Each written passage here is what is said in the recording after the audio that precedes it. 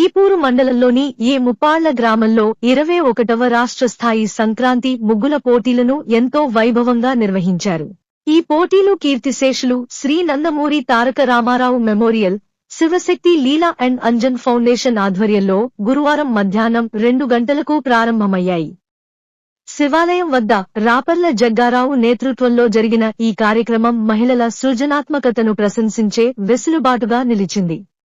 వందలాది మహిళలు తమ ప్రతిభను చాటి మణిముగ్గులను వేసి సంక్రాంతి పండుగకు కొత్త అందం చేకూర్చారు.